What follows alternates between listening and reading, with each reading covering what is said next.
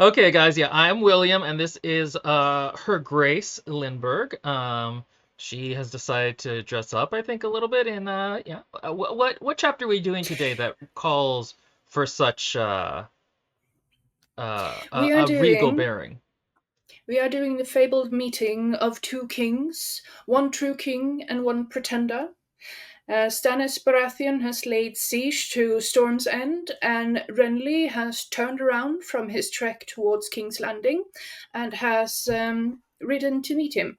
Well, at the start of this, actually, Renly hasn't turned around yet. When we first meet them, Catelyn has arrived at Renly's camp to try and negotiate between her newly crowned son Robb Stark and the pretender king Renly Baratheon. Indeed. And what we're doing here, I'm trying to make this a nice uh font. Where's IMFL? Because that one looked really good last time. Oh, and in honor of this glorious occasion, I have crowned myself. The War of the Four Kings and the Queen. Yes. But yes, so I can't find the nice font, so whatever, we'll just make do.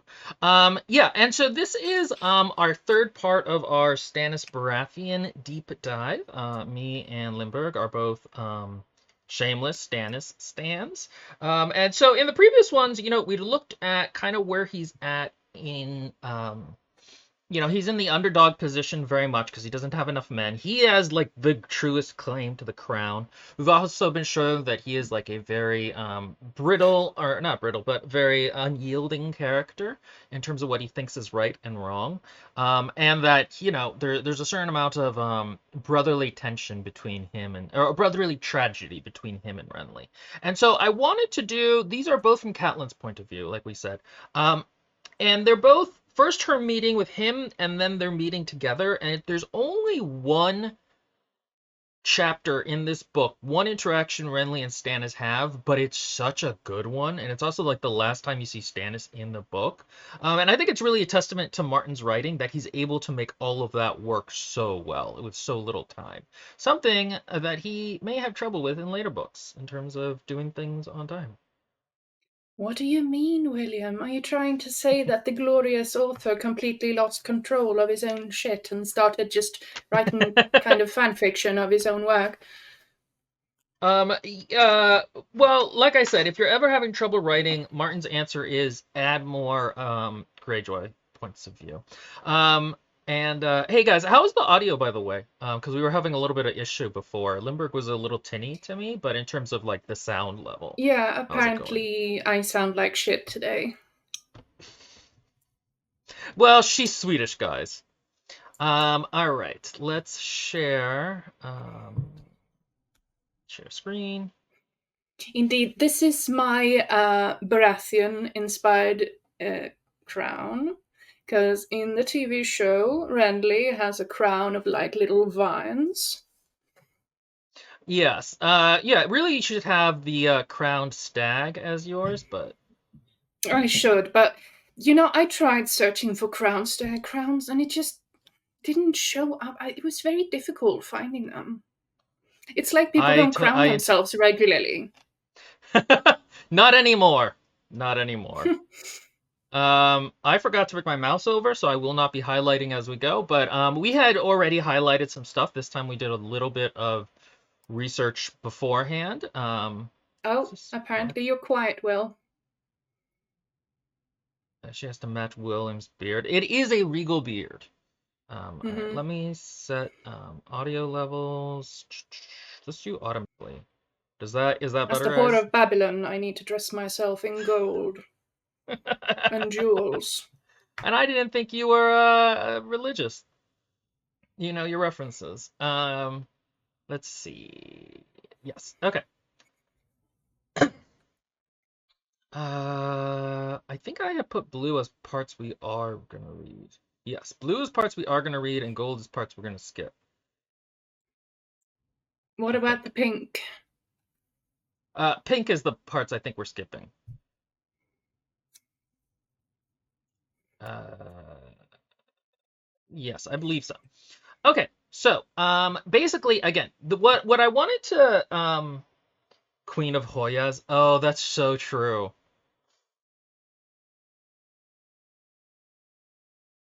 You're not gonna. Um, Were you waiting for a reaction? I am indeed the Queen of yes. Hoyas. I have not yet dared to count them. I am currently moving them into their new little home, and it's my own beautiful jungle, and I'm so happy. Ah, It's quite as I said, she's ready to do some bioterrorism, build vivisect some aliens, build some monstrous horrors. It's a very cool looking tech for Hoyas and controlling humidity. I Okay, shall so create my own Abercrombie, my terrible zombie. okay, go ahead and start with the first part in blue. Is that blue? It looks grey to me. Anyway, basically, this is where Catelyn Are you arrives at the camp. are you maybe colorblind? Because I remember when you were talking about the Well, color names on Discord, you were like, it's violet, not purple. it was! I sent you picture evidence! I am not colorblind. I'm an Okay, artist. go ahead and Slander! Slander! I slander against the queen. All right, there. Okay, we'll go ahead and get started. Anyway, a field had been cleared off, fences and galleries and tilting barriers thrown up. Hundreds were gathered to watch, perhaps thousands. From the look of the grounds, torn and muddy and littered with bits of dinted armour and broken lances, they had been at it for a day or more, but now the end was near. Fewer than a score of knights remembered a horse, charging and slashing at each other as watchers had fallen combatants cheer them on.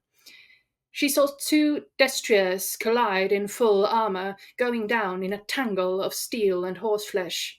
"A tourney," Hal Mullen declared. He had a penchant for loudly announcing the obvious. "Oh, splendid," Sir Wendell Manderley said, as a knight in a rainbow-striped cloak wheeled to deliver a backhand blow with a long-handled axe that shattered the shield of the man pursuing him and sent him reeling in his stirrups.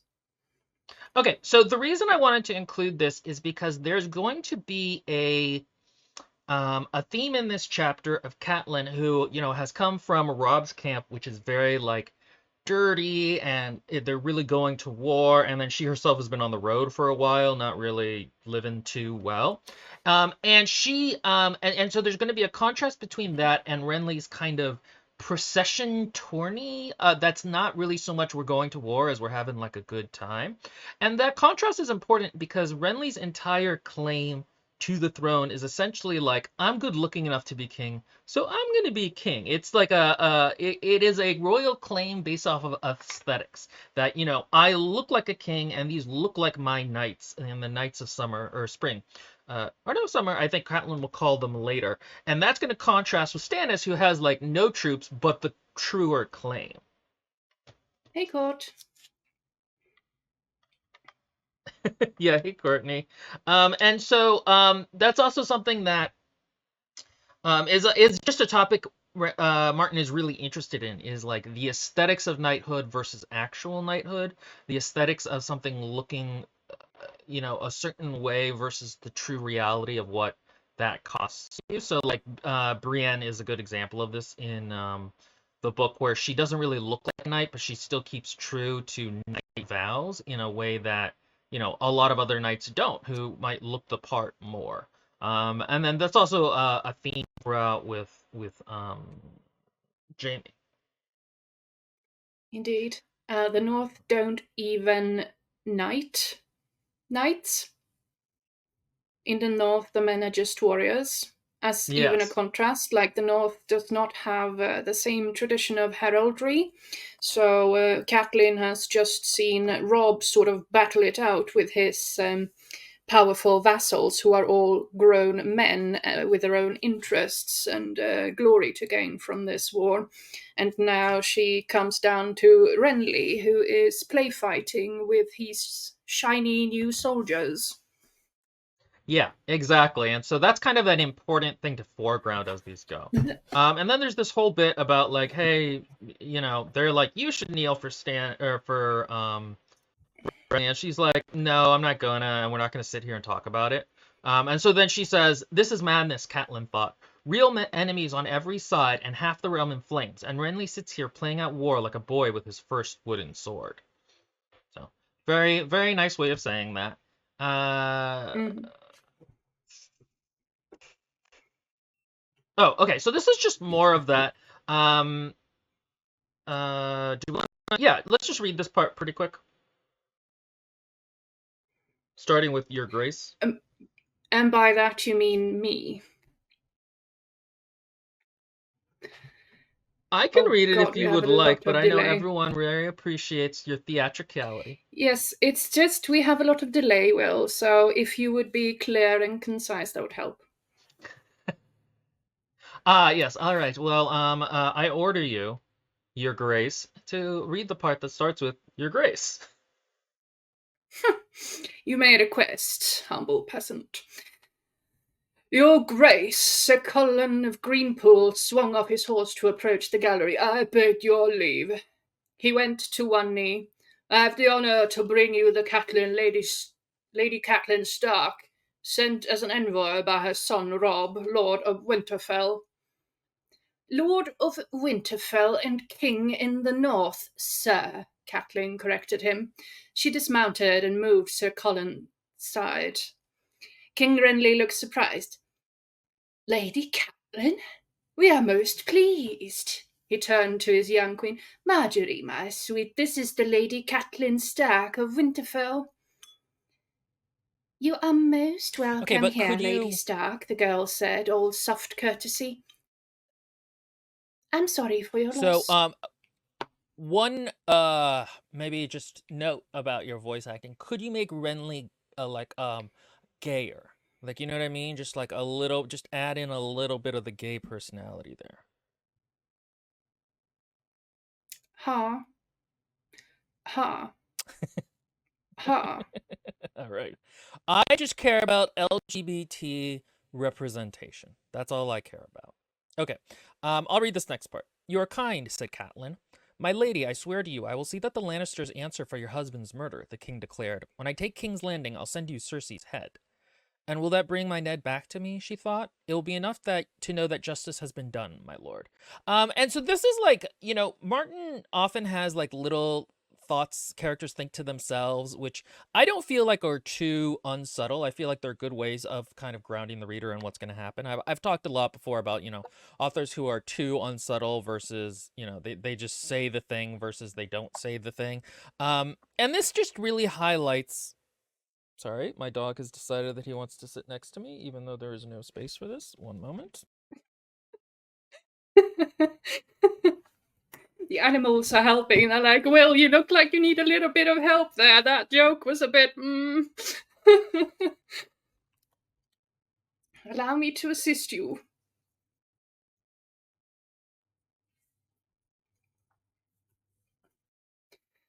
And for the record, Renly doesn't sound gay. There is no sounding gay.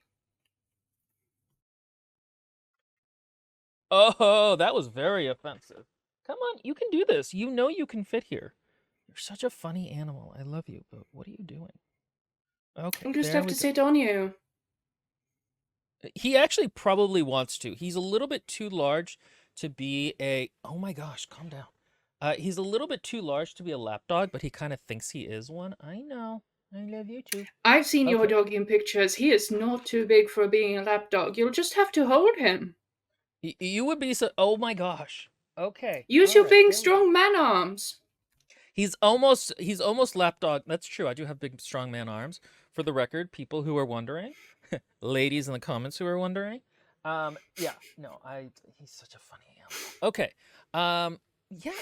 He does this thing too where he'll turn his head like this if you stop petting him, where he's just like, what happened? He's not like reproachful or like demanding. He's just confused as to what happened, which is so much more effective. Okay. Anything you had to say about the? Okay. So this part is, and basically this is contrasting the way that Renly thinks war is a game, and Catelyn knows the true cost of it, and also that revenge at this point it's meaningless to her. She just wants her children back.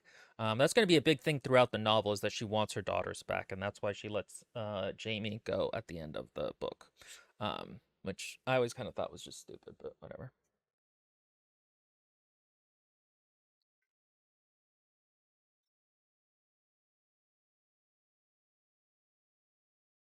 There's a lot of dead air this time.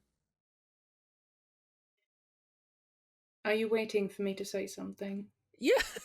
When I pause, it's so that you can say something if you want to. I don't want to just talk the whole time and not give you a chance to talk. It's impolite. I'm sorry, guys. We have a bit of a delay today, so the timing is terribly off. Okay, I'll say. Okay, any thoughts, Limburg? When so that it's like a little clearer. Or you could just say over, like we're walkie-talkieing. That's it for me. Over. Over. We're going across the Atlantic. Over.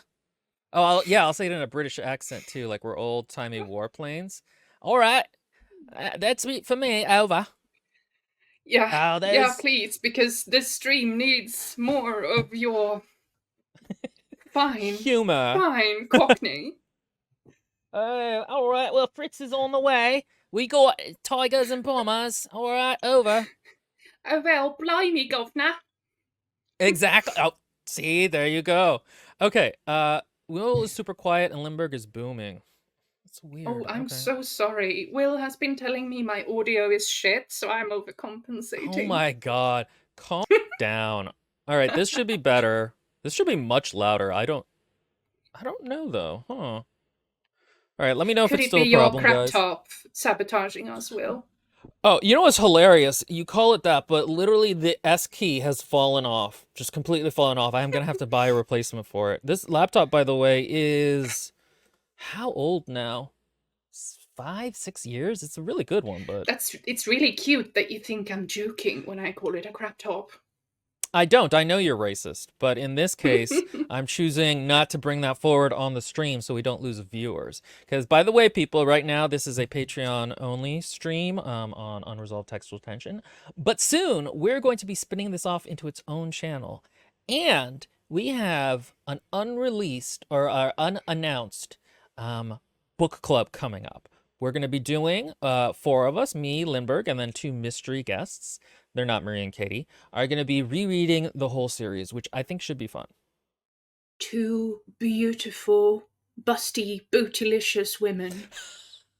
No, just one. We don't know about the other one. If she, I don't want to. One of those people I'm fully comfortable calling that. The other one I will be respectful of. But as a hint, I did think about changing the name of our channel to 3 Giants and 1 Dwarf. Or 3 giant women and 1 dwarf, because, yeah, there's going to be 2 extremely tall women on it. Women don't want to be called giants. Shut up. Norse frost giants. It's not our fault that you're short. Ah, you sons of bitches. It's racism. Hispanic. Okay. All right, let's go ahead and go into the next part. Anyway, did you have anything to say about that? I just thought it was an interesting contrast with how, Catelyn is much more world-weary than Renly. Well, Catelyn has seen battle. She is also a woman who simply wants her children back. Whereas Renly really shows his age in this scene, because Renly is about 19, I think, here. And all he knows about war, he has read in stories, and he has been raised on the, anathema? No, anathema. The opposite, the opium of heraldry and glorious war. How war is a place to get names and do great deeds and write your name into the songs. So he is basically campaigning to glory and having a wonderful time of it. And Catelyn is just the perfect balance to mirror this. Like, if you are writing this kind of scene where you want the meta narrative to say something about the naivete of the young men, it is perfect to angle it through the eyes of a woman who has seen the other side of it, and who can perhaps, be the old and the world weary, going like, oh, these children. Yeah, and it's Catelyn realizes people die in war, and Renly hasn't realized that yet. And there is something, I think, to the gender roles of, like, domesticity is Catelyn's sphere of influence, and so she sees battle as just a destabilization of that. She understands the cost of that, maybe. I don't think that's explicitly stated in the text, but it's interesting. And a lot of fiction is just finding characters who contrast and then saying something through the ways they contrast. All right, I'm gonna try and get my dog on camera. So everyone be cool if my room is a mess. What are you doing? There he is. Hey, Jax. Hey, doggy. I can't hear me, can There. he? Let's go to no, he can't.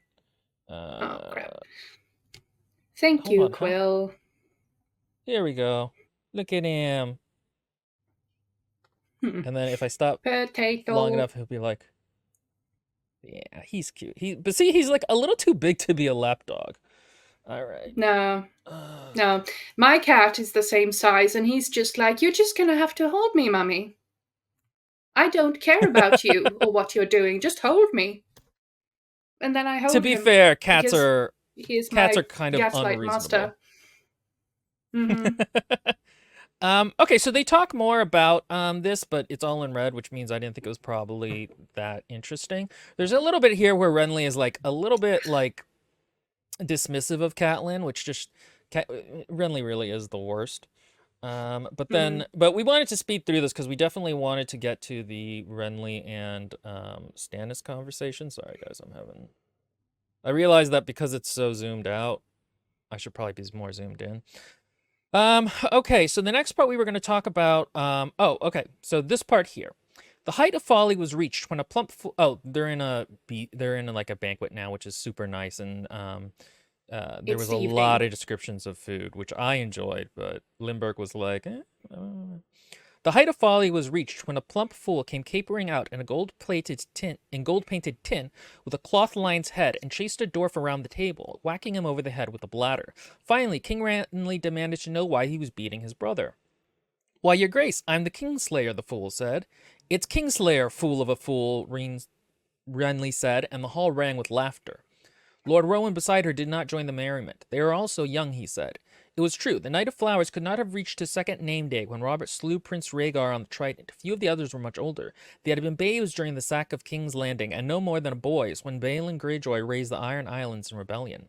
They are still unblooded, Catelyn thought, as she watched Lord Bryce goad Sir Robert into juggling a brace of daggers. It is all a game to them still, a tourney writ large, and all they see is the chance for glory and honor and spoils. They are boys drunk on song and story, and like all boys, they think themselves immortal. War will make them old, Catelyn said, as it did us. She had been a girl when Robert and Ned and Jon Arryn raised their banners against Aerys Targaryen, a woman by the time the fighting was done. I pity them. And they can just keep talking about this for a little bit. Brianna has a good line where she said, because it will not last, Catelyn answered sadly, because they are the nights of summer and winter is coming. Lady Catelyn, you are wrong. Brianna regarded her with eyes as blue as her armor. Winter will never come for the likes of us. Should we die in battle, they would surely sing of us, and it's always summer in the songs. In the songs, all knights are gallant, all maids are beautiful, and the sun is always shining. Winter comes for us all, Catelyn thought. For me, it came when Ned died. It will come for you too, child, and sooner than you like. She did not have the heart to say it. This is just a really great interaction. Again, it's hammering home the idea of Renly's court as being kind of foolish and Catelyn as knowing better. And it also creates kind of this ominous sense of like, oh, shit is gonna get fucked up. This will be interesting when this happens. Martin often uses songs and stories as a shorthand for like archetypes and stereotypes. So often the songs and stories conform not so much to that world's idea, but like our world's idea of what knightness is, and he uses it that way. Somebody once described Sansa as basically a romance reader. She's just read a bunch of romance novels, but he calls them songs. And so like that's kind of what she's talking about here. Any thoughts, Lindbergh? Yes. The first of all, the songs and the stories are basically, we're seeing a nation where and an age of development where oral tradition is still very much alive. Basically, the only people who read are the nobility. But as we know, like even people who don't know how to read will have stories and songs to sort of carry on their culture and their legacy. So I think it's really clever how Martin really highlights the importance of songs. Like that is your way of writing history, essentially. Like most people won't open and read a chronological history of the kingdoms and the developments, but everyone will know a good pub song. Everyone will know what that person in the song did. But also, as Catelyn mentions here, winter came when she lost Ned. This is after Joffrey cut Ned's head off, and the message reached Rob, where he was sitting at the Twins at the time, I think. Yeah, I believe so. So basically, his lords crowned him.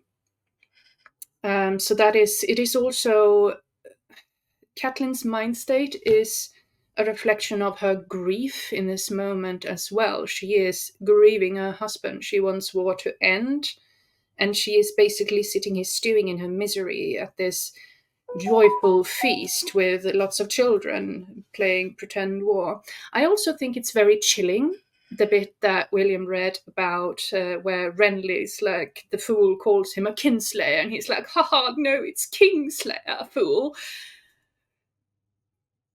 Because yeah, Because that he is is. actually, that's his brother. Yeah, well, and that's going to be, it's a That's little bit his of foreshadowing. brother.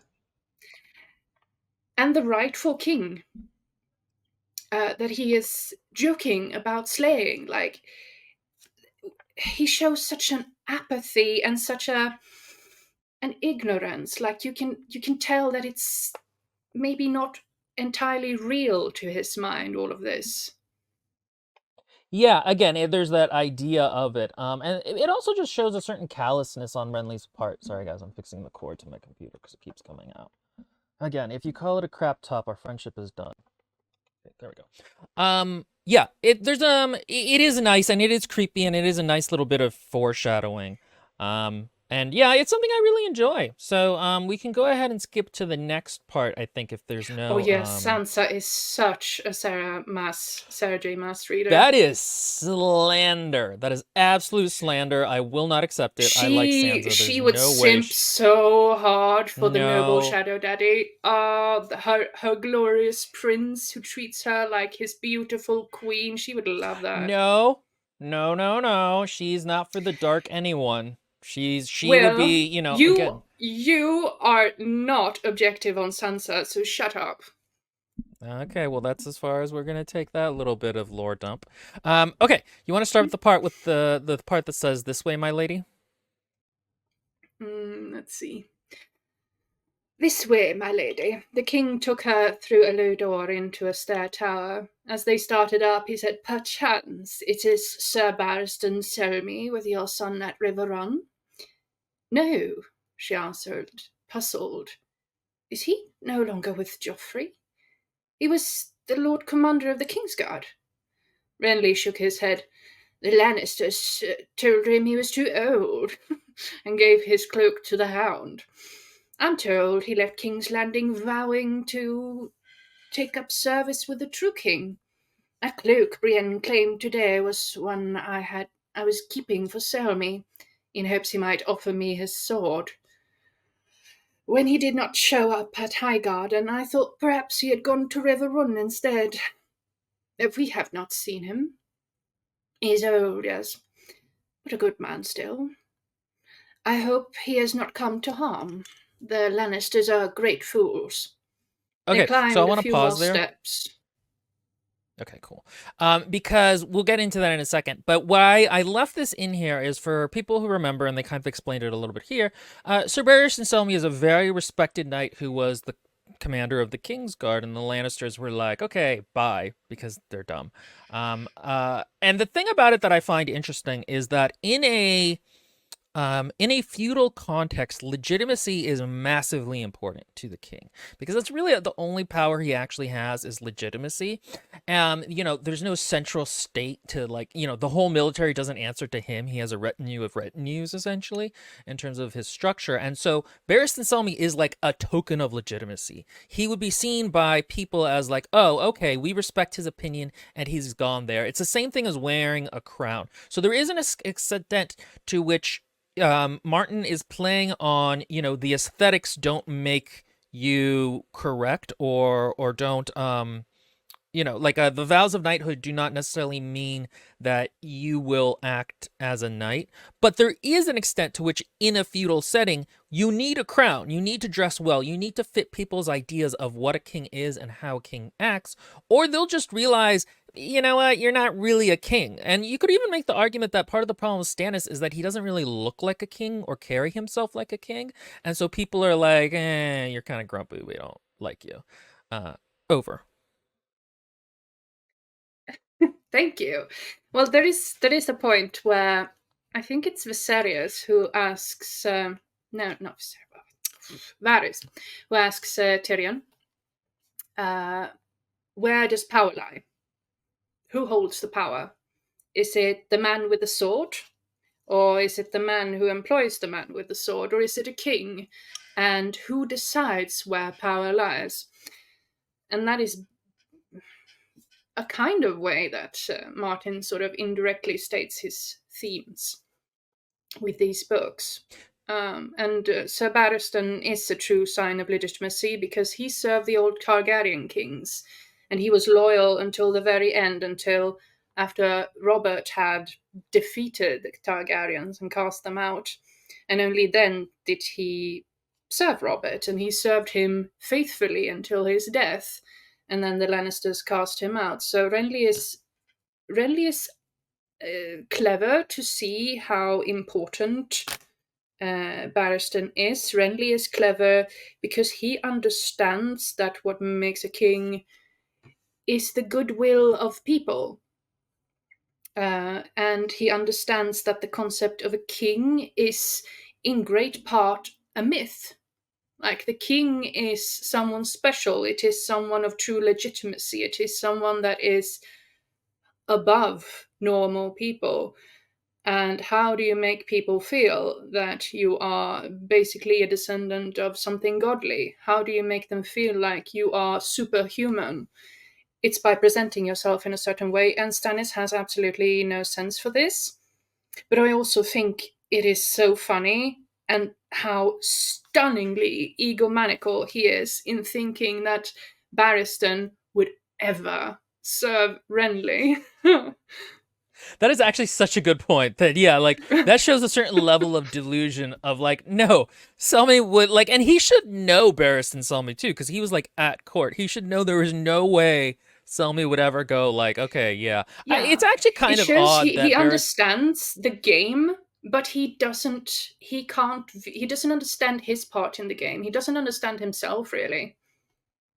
Yeah, that's a good point, and he has kind of deluded himself. I never thought it quite made sense that Barristan goes over to Dany. He really should go to Stannis, but whatever. I understand from a character perspective why Martin decided to do that, and the utility he gets out of it.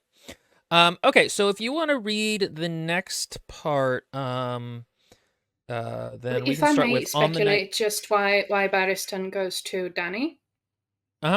Quickly. I think it's because Sir Barristan served Jaehaerys for a short time, and his son, for all his life.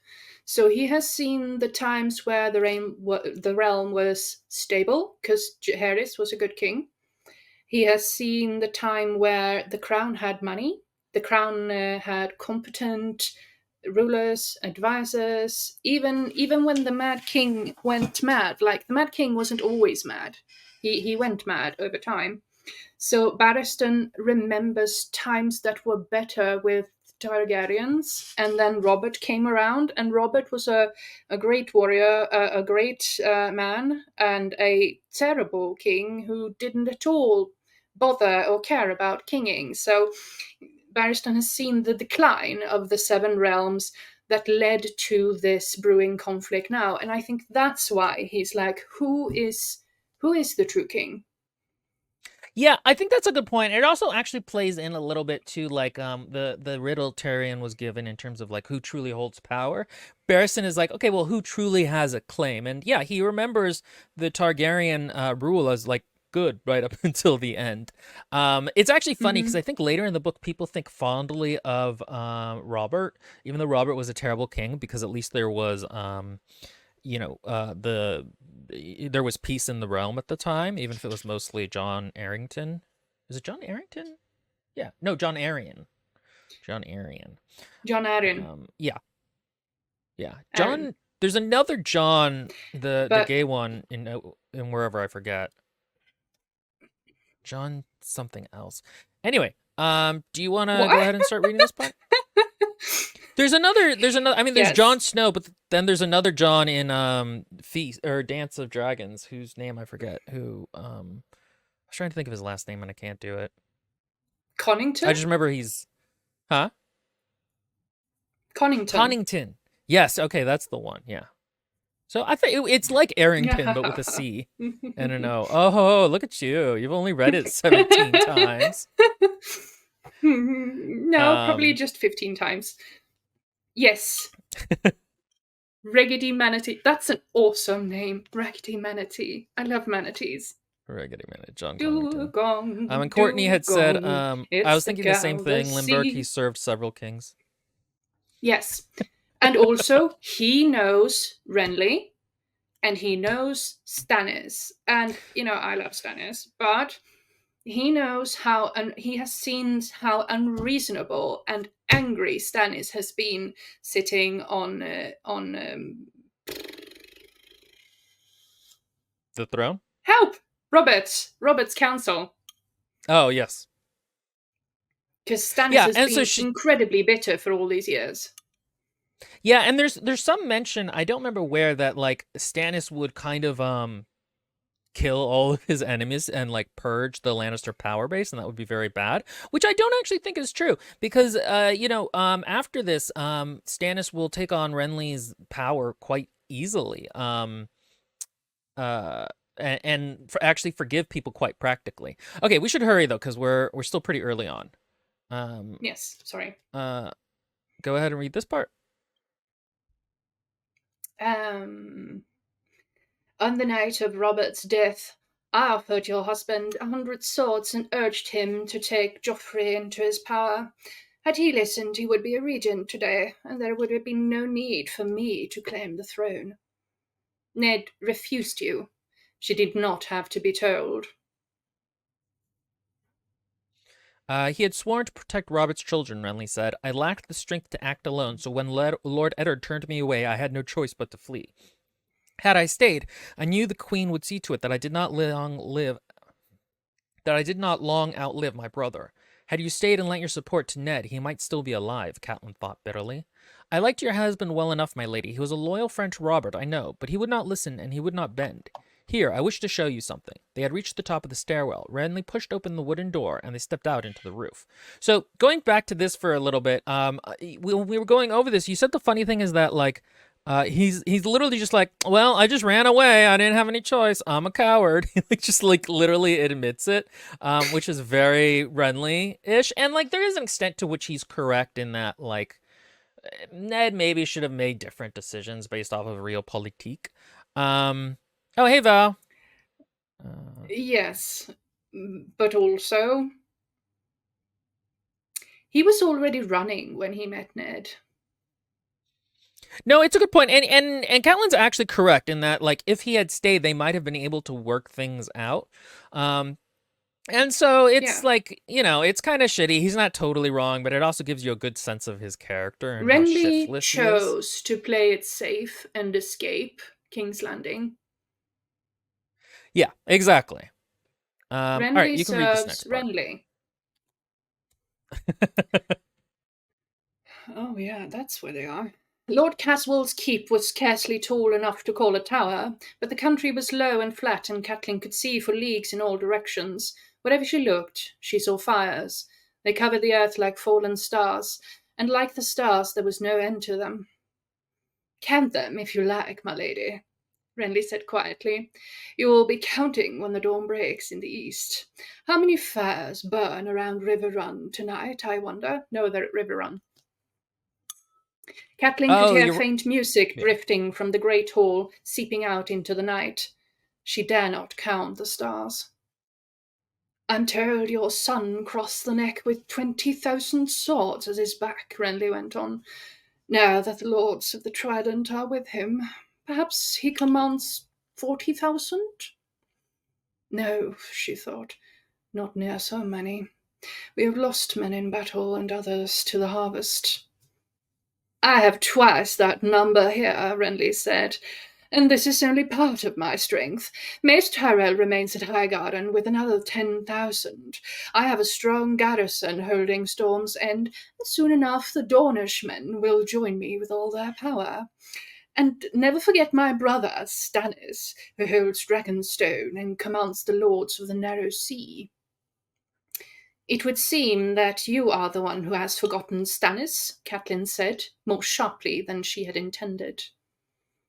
In his claim, you mean? Renly laughed. Let's be blunt, my lady. Stannis would make an appalling king. Nor is he like to become one.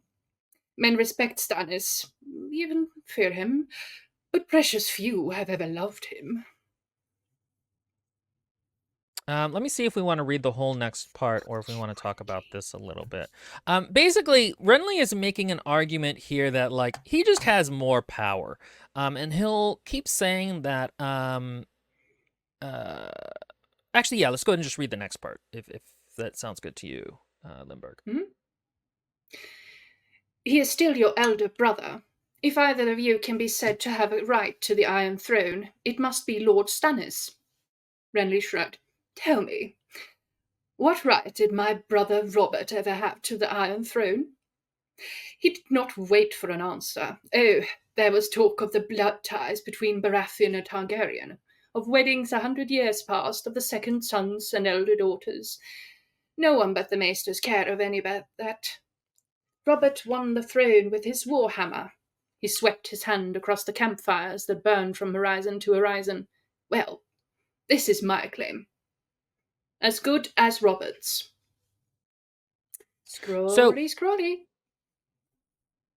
Yeah, sorry. One of the things I wanted to talk about is in the TV show. There's We a are mention that mid-sentence. what? Look, it's interesting. Fine. Okay, go ahead and finish the paragraph. Well, here is my claim, as good as Robert's ever was. If your son supports me and his father as his father supported Robert, he will not find me ungenerous. I will gladly confirm him in all his lands, titles, and honours. He can rule in Winterfell as he pleases. He can even go on calling himself a king in the north if he likes, so long as he bends the knee and does me homage as his overlord. King is only a word, but fealty, loyalty, service, those I must have. So what the basic argument that Renly is making here is that might makes right, right? And so this is something that the show actually agrees with in that it thinks that and again, the show, it talks at one point about how the whole Robert's rebellion was based off of a lie, and it's really just kind of like meh. But the thing about it is that Aerys Targaryen broke all of his feudal vows, which are very important for maintaining the system. So it wasn't just Robert's strength that did it. Arias needed to go. There was no way that he had forfeited his right to everyone keeping their word to him. And I think also that Renly's interesting because he seems to almost like Robert at times, but at the same time have really looked down on him in terms of like their brotherly relationship. Um, it's also interesting to hear that he says he could go on calling himself king in the north, because that would not work. That would be real bad for him. Again, there's a legitimacy that comes from names and titles and, totems of power that, you can't just have somebody calling themselves the king. But, maybe he thinks he's lying to himself, or maybe Martin This doesn't, is necessarily agree with Renly's that. rather see-through attempt to play the long game, I think. He's just trying to placate Catelyn quickly, so that he'll have one problem off his back. No, you're right. That's probably it. That's probably a good point. He's just like, well, Because okay, if he whatever. can put down King's Landing first and bend Stannis to his will, then he can take on the north without too many problems. But even Renly knows that it's bad to fight on 2 or 3 fronts at the same time. Yeah, In and that way, the other thing he's is, more sorry, going back accomplished to than Robert's. Hitler ever was. Sorry. One of the things going back to the Warhammer thing about how Robert won the throne with his hammer, it's actually he also won it through alliances. Like the thing is, Robert's the only person to make sense to be crowned king in the wake of Robert's rebellion. You need someone who has legitimacy, and and Ned is not interested in working. Or not interested in being king, and he is a friend of Robert's, right? And then you have Robert himself, is the Storms and Baratheon power structure, and then by marrying the Cersei, he then gets the Lannisters bought into his power structure, and then also Riverrun is connected to the north. So you have like 4 of the like 7 great houses all allied together, and so he essentially formed like a power block. And so it's not just his hammer that did it, and that's something that Renly doesn't really understand. I don't think he really understands that kind of soft power, even though he has married Marjorie, which has gotten him 2 of the big houses, power wise, army wise. He is kind of the little brother who tries to emulate his big brother without always entirely understanding what it was his brother did or why. Yeah, But it's interesting. if we scroll up just a little bit, because I think we up here saw a really excellent example of Martin mixing his very sort of to the point and concise prose with some beautiful, rather vivid imagery with the stars and the lights and the tents, Oh yeah, she dare not count the the stars. That was campfires. quite nice. I like. Yeah, and up Um, as well. The no, it's down castles here. keep Was here. scarcely tall enough to call a tower. Yeah, Wherever and she wherever she looked, she looked, she saw saw fires. fires. They cover the earth like fallen stars, and like the stars, there was no end to them. You're right, because that is a very strong visual, but at the same time has a little bit of a poetic flair to it. And it has that run-on quality that Martin's prose often have, that give you a sense of like majesty about it, or rolling lyricism. Um, Hmm. Wherever she looked, she saw fires. Also, the way that sentence is constructed is really nice. I don't know what it is, but Martin does this thing often, where I wish I knew more grammar because I don't know what it is, but he does do this kind of a thing that feels very organic, A as worse well. writer would write, she swept her eyes across the fires. They stretched from horizon to horizon, there was no end to them. Yes, Whereas that's Martin simply dives into the sentence. yeah. I think that's it. I think you're correct. And there's a level of abstraction that then leads to concreteness, and that's a thing he often does in a way that yeah. There is a I'm immediately starting at the middle of this sentence, but you're still gonna feel it, and you don't actually Hmm. need her, describing looking at it. Yeah, that's a really good point. I also love Okay. the line that Courtney quoted.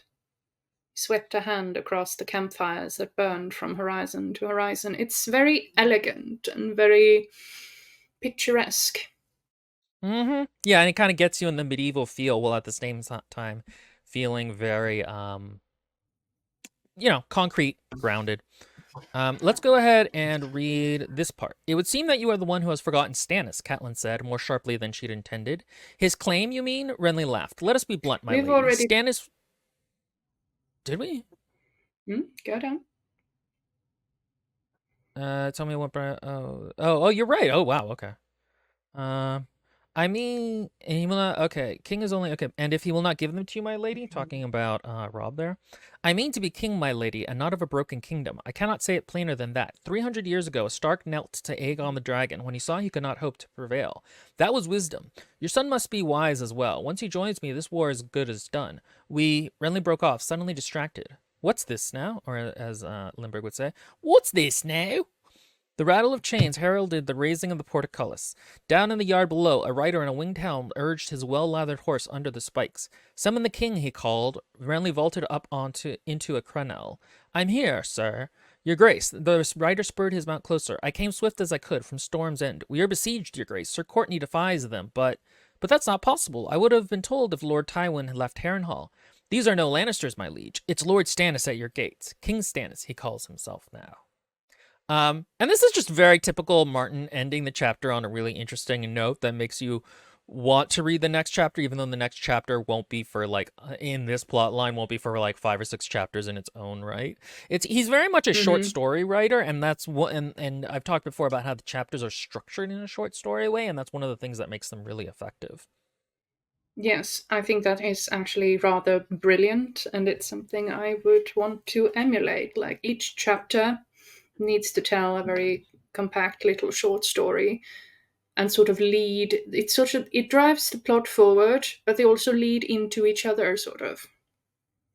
Yeah, King very much Stannis. so. And I think especially here in book 1, 2, and 3, the books are short enough and interconnected enough that it doesn't become a problem, because Feast Dance has the problem that often these plot lines have, like, this is the point where the river is at its largest offspring thing. Like if you think of the Amazon, like it's at its widest point in Feast Dance, and so the plot lines have really nothing to do with each other, and so you have to wait a really long time before this plot line comes back. Courtney in here, I thought I've seen every variation of my name. Yeah, so Martin talks about how he likes to just spell normal names a little bit weird. He often says the NFL draft is where he gets a lot of names. And so yeah, it's everything is like instead of Edward, it's Eddard, that kind of a thing. I think he's kind of being a bit sly about it too, because I happen to know that a lot of these names show up in medieval name rolls. He may actually do that too as well. Like that would make a lot of sense. Okay, so basically the next chapter then is that they've decided to treat with Stannis, and they've also Renly has done something really dumb, which is that he's run over and moved faster with his cavalry to get there sooner, but that's left a lot of his infantry behind. But he's like, well, knights can shatter any unmounted Just force. plow through them like a knife through cheese. Yeah, exactly. He's done that thing, which from a military perspective doesn't super make sense. Horses still don't, but anyway. So this is him and Stannis, and they're going to meet, and Catelyn is there, and this is. Would it be fair to say in your top 5 scenes in A Song of Ice and Fire, Lindbergh? Yes. All right. And so this is the meat of what we wanted to get to. And we'll see. We should be able to get through all of it. It's a lot of. So this is one thing I really like about Martin, and something I've tried to emulate in my own writing, is he's just really good at writing long amounts of dialogue. And one of the things about that is that it gives you a way of characterizing the characters without having to repeat descriptions, because dialogue almost never repeats. And so that's one of the reasons his books don't feel super repetitive in terms of their descriptions and their prose. Okay, you want to get started? Indeed. Yes. Oh, I want to get started. Yes. My lady, Hal Mullen called.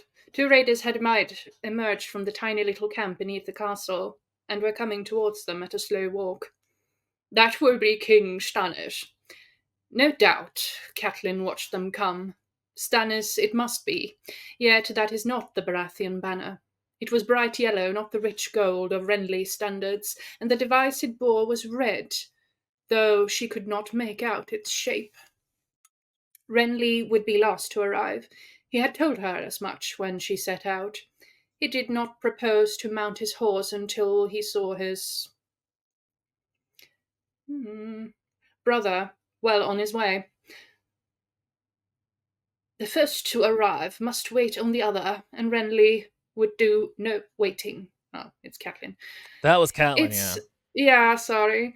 The first to arrive must wait on the other, and Renly would do no waiting. It is sort of game kings play, she told herself. Well, she was no king, so she needn't play it. Catelyn was practiced at waiting. So, there's a couple things I really like about this. The first is that it's so petty on Renly's part to be like, no, you have to get there first. Like, it's such a petty move, and it's such a younger brother kind of move as well, that I think, like, it's a great way of characterizing him. And then, specifically, like, Catelyn's just done with this shit. Like, she's a mom, you know what I mean? She doesn't have time for games like this. And the turn of phrase itself, well, she was no king, so she need not play it. This is, again, I think Martin does a lot, is he'll set up a certain logic and then continue it in like a little bit of a pithy way. Over. Mm-hmm. Over. And as well, it's yet again Renly playing the Game of Thrones, because who arrives last? The king. The party doesn't start until the king arrives. So he's trying to do a little show out of it, as always. So stupid. As he neared, she saw that Stannis wore a crown of red gold, with points fashioned in the shape of flames. His belt was studded with garnets and yellow topaz, and a great square-cut ruby was set in the hilt of the sword he wore. Otherwise, his dress was plain, studded leather jerkin over quilted doublet, worn boots, breeches of brown rough-spun. The device on his sun-yellow banner showed a red heart surrounded by a blaze of orange fire. The crowned stag was there, yes, shrunken and enclosed within the heart. Even more curious was his standard-bearer, a woman, garbed all in reds, face shadowed within a deep hood of her scarlet cloak. A red priestess, Catelyn thought, wondering. The sect was numerous and powerful in the Free Cities and the distant east, but there were few in the Seven Kingdoms. So, one thing is we talked about this, I think, a little bit in the last stream. Just in terms of legitimacy, having a god that's not their god is not a great move, but Stannis is obstinate like that. And kind of like how he dresses plainly, he's not great at looking like a king, which is, again, a contrast with Renly, who is very good at looking like a king. And even has named his, we skipped this, but usually the King's Guard is just called the King's Guard, and they all wear white. But he's like, no, mine is the Rainbow Guard, and each of them is going to wear a different color, which both plays into the religion, which is the sect of the Seven, and the rainbow is their symbol. And also, like, of course, Renly had to come up with a showier version of it. And then also, on Martin's part, it's a little subtle, like, oh, maybe, he's gay. Like, The thing is, you think that it comes in with the subtlety of a horde of charging bulls. But there is actually a nuance to it in that the rainbow colors are a sign of the Seven. I think, though, that and going back to at this point, Martin has underplayed it so much that it won't be obvious to all the readers. They'll just think, oh, HBTQ, Renly. I did not pick up on it when I read it at like 16 or 17. I was like, oh, this is one of those, like I read one of the fan theories that Renly was gay, and I was like, that makes so much sense. Okay, go ahead and continue. William's gay revelation. Look, I was young and innocent of the world.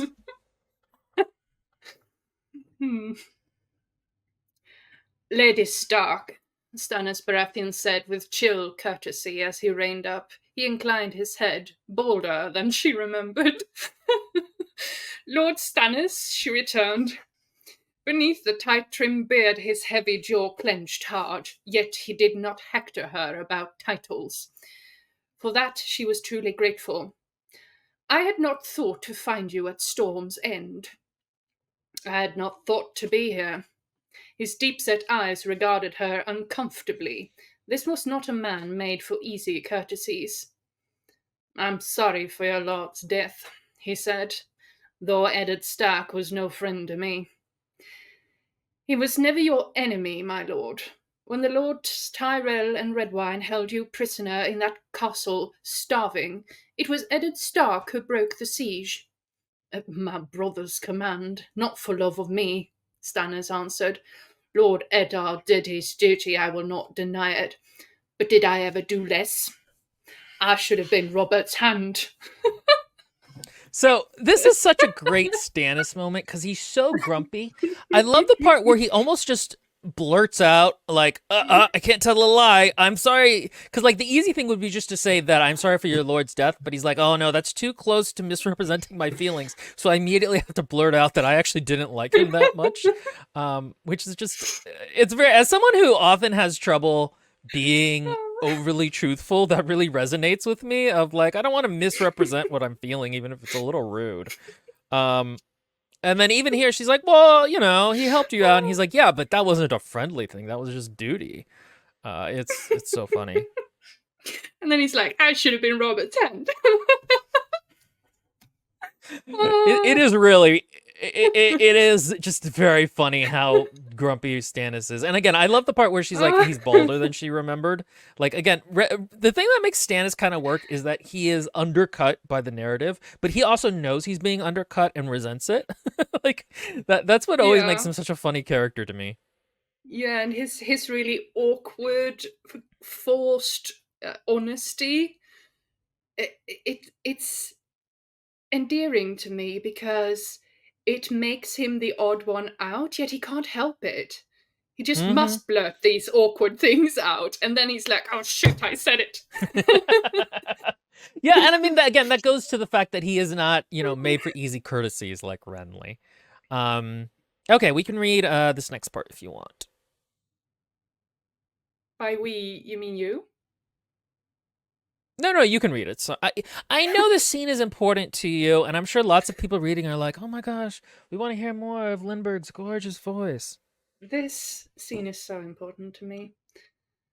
That was your brother's will. Ned never wanted it, yet he took it. That which should have been mine. Still, I give you my word. You shall have justice for his murder. How they loved to promise heads, these men who would be king. Your brother promised me the same. But if truth be told, I would sooner have my daughters back and leave justice to the gods. Cersei still holds my Sansa, and Arya there has been no word of since the day of Robert's death. If your children are found, when I take the city, they shall be sent to you.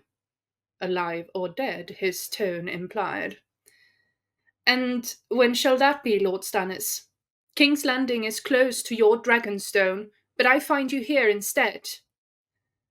You are frank, Lady Stark. Very well. I'll answer you frankly. To take the city, I need the power of these southern lords I see across the field. My brother has them. I must need to take them from him. Men give their allegiance where they will, my lord. These lords one thing I remember... fealty to Robert and House Baratheon. If you and your brother were to put aside your quarrel... Okay. One thing I remember reading once is that, or an interesting theory would have been if Catelyn had married Stannis instead of Ned. And, like, the thing is, they actually probably would have gotten along fairly well. I think he actually could really respect Catelyn. Well? It goes out very easily. You're on the microphone now as well. Oh, god damn it. In the light of the seven. Or the old gods and the new. Oh, interesting. It actually. Well,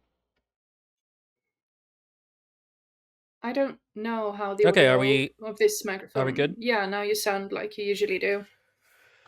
Okay, and yeah, somebody mentioned that like, hey, that would have been good for Stannis and that he would have had a bigger power block, but Catelyn also would have been a very good like match for him in terms of both, but like in terms of personality and also political ambitions. Yeah, it's actually a bit odd that Stannis would marry a Florent since they are so inconsequential. I mean, he should have a better chance of a good match than Renly, objectively speaking, since he's the middle brother, and older brothers, they die all the time. Yeah, I don't remember when he is married or why. I thought it was to shore up Robert's power base during the rebellion, but I actually don't know. I don't quite remember. Um No, it was definitely not their parents who brokered the marriage, because Stannis was still a child then. So it must have been. But also, I can't see Robert taking that much interest in it. But anyway, my point that I wanted to say is that I think Ned and Stannis should have married each other. They would have been very happy together. I don't know because I've always wondered, like, because my initial thought is like, man, Ned and Stannis would have been such good friends, and I don't know because I think they would have been if he had been bros with Stannis instead of Robert. I think the two of them would have gotten along very well. I think once Ned was bros with Robert, though, Stannis would never have been able to really get past that. I Well, think he as always would have, men on a and as personal level. landowners, they are forever, kind of opposed to each other. But if they were married, they would be on the same side. Uh-huh. Well, it would have destabilized the entire realm if men could get married. Um, which is what we're talking about in terms of primogeniture here. Um, It's just an idea. Just an idea. just an AU. If any the fic writers out there want to explore that a little bit, what the power base would be like. I've said one of the big problems with Westeros is that they have primogeniture, whereas if you look at a dynasty like the Byzantians, the no, they are called the Byzantians. Like they got to pick, and in certain other cultures, you get to pick which of your children gets to be your heir, or even if it's like a cousin. And that's a way of at least trying to pick from like it's less of a dice roll of whether your eldest child is going to be terrible or not. Like and whether they're going to be powerful or not. I've been watching House of the Dragon, which is an excellent show and much better than Game of Thrones. And one of the things there is like, the older brother should not be the older brother. He does not have the temperament or the will for it. And like, so, he gets burned with dragonfire and his dick gets burned off. Spoilers. And I think we all can agree that there should be less dicks being burnt off. I love the conversation where Laris is like, we have to escape. You're gonna sit the throne at the end of this if we escape across the sea. And it's like, my dick burned off. I have no dick. Oh, it's I such a sent great scene. I sent Lindbergh a meme where Laris then goes, "But you have feet." And the other guy goes, "What?" And Laris is like, "What?" Like that whole thing, which is very funny. I haven't gotten to that part in the show yet, but it's very funny how Laris likes feet. Oh. All right, let's keep going. I've no quarrel with Renly. Should he prove faithful, dutiful, I'm his elder and his king. I only want what's mine by rights. Renly owed me royal loyalty and obedience. I mean to have it. From him and from these other lords. Stannis studied her face. And what cause brings you to this field, my lady? Has House Stark cast its lot with my brother? Is that the way of it? This one will never bend, she thought, yet she must try. Nonetheless, too much was at stake. My son reigns as king in the north, by the will of our lords and people. He bends the knee to no man, but he puts out the hand of friendship to all. Kings have no friends, Stannis said bluntly. only subjects and enemies. And So brothers, a cheerful voice called from behind her. Renly's such a douche. This is actually very interesting because it's actually very true in that, like, kings also can have allies, but not friends per se. And the other thing about there is, getting back to the idea of like who has a right to the throne. It's not that the North is a democracy, but as a whole, the people in power are, they support Robb and his claim, and actually were the ones who came up with the idea. You know what I mean? Like, it wasn't Robb's idea to become king in the North. That was Tormund Giant's. No, it's not Tormund. What is he called? No, it is Great John Great Umber. John. Yeah, I know. Tormund Giantsbane is Norther. And so like he actually does, if you believe that as in the Monty Python thing, authority comes from the will of the people, then Robb actually has a pretty strong case to be made for, like, oh, I can be king, and also I haven't sworn an oath to either Joffrey or Stannis yet, so I'm not breaking an oath, really, which in medieval times was very important in terms of swearing an oath. Like, that was a thing they actually took very seriously, and especially in a ceremonial sense, took it very seriously. Like being, making a public oath and then publicly breaking it was, it would have been very bad politically. And again, we're all You could talking about these imagine like it's very. just semantics and bandying words, but in truth, Robb has been called to swear to Joffrey and has declined. He has not even been called to swear to Stannis or Renly. Yeah, exactly. Like, it's not a small deal to publicly pledge yourself to someone. And I'm reading hilarious OnlyFans. Ooh. Okay, so yeah, let's go with Renly. He's such a douche. And brothers, a cheerful voice called out from behind her. Catelyn glanced over her shoulder as Lord Renly's palfrey picked her way through the stumps. The younger Baratheon was splendid in his green velvet doublet and satin cloak trimmed in vair. The crown of golden roses girded his temples, jade stag's head rising over his forehead, long black hair spilling out beneath. Jagged chunks of black diamond studded his sword belt, and a chain of gold and emeralds looped around his neck. Renly had chosen a woman to carry his banner as well, though Brienne hid her face and form behind plate armor that gave no hint of her sex. Atop her 12-foot lance, the crowned stag pranced, black on gold, as the wind of the sea rippled the cloth. His brother's greeting was curt. Lord Renly.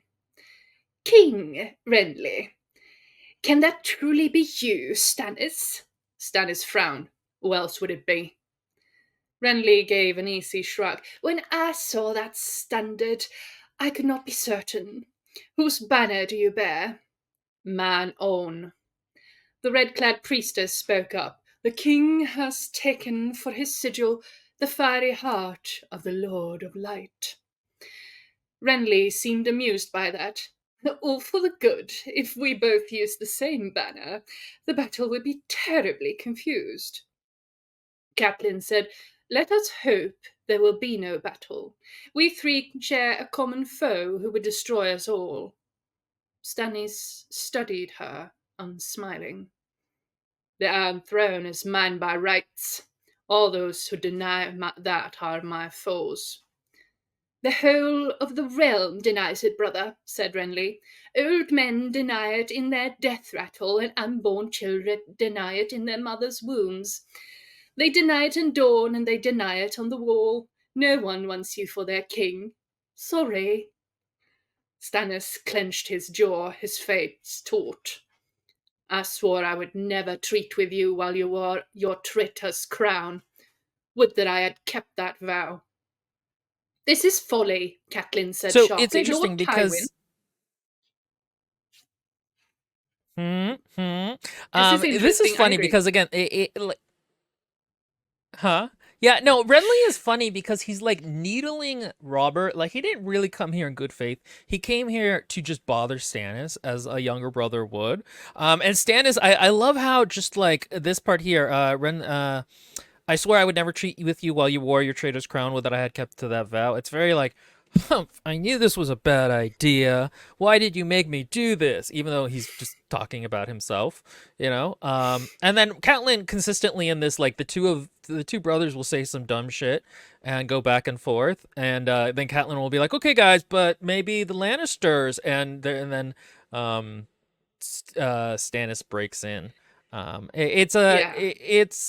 It makes it so that a three-person conversation is easy to follow without any one person getting lost. Like there is very much a dynamic of what's going on here.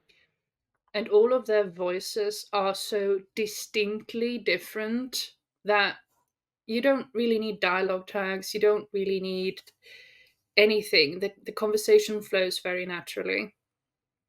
Mm-hmm. Um, I think also Stannis's comment that he said he would not treat with Renly, it's like a concession to that Stannis has.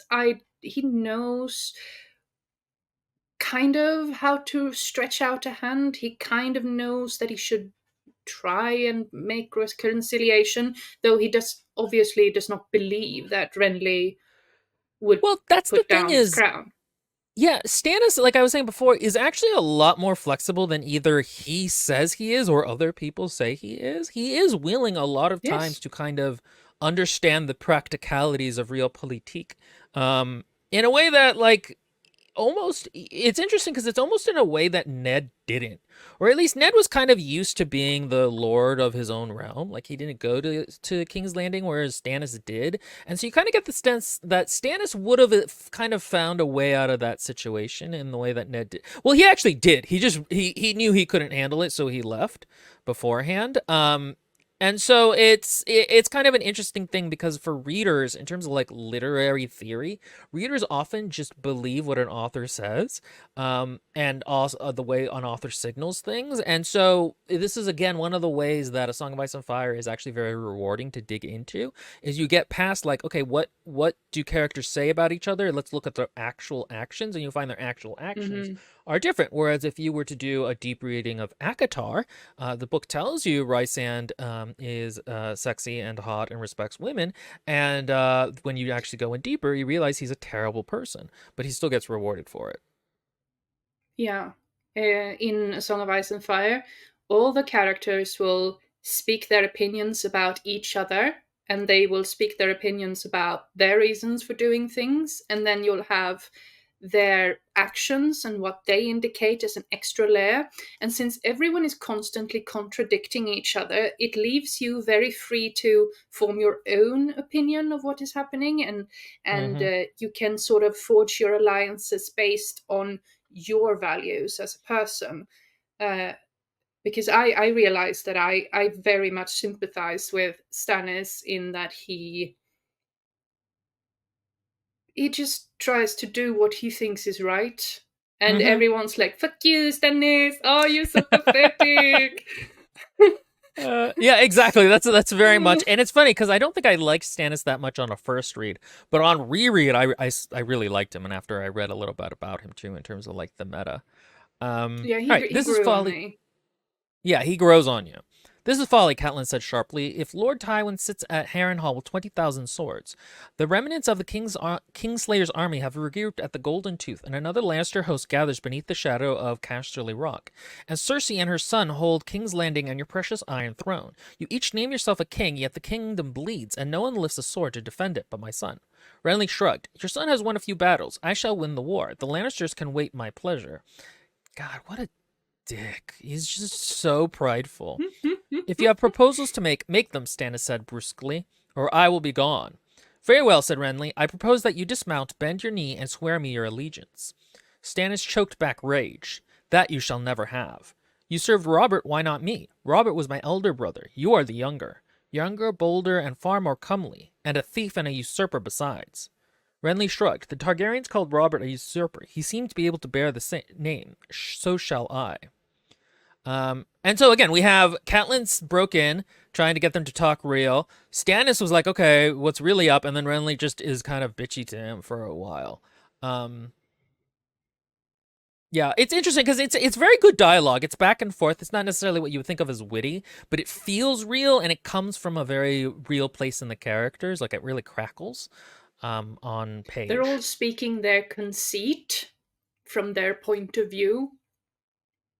Yeah, and what you were saying before, they have very distinctive voices just in terms of even what they're saying and how they say it, not even like just in terms of verbiage or something like that.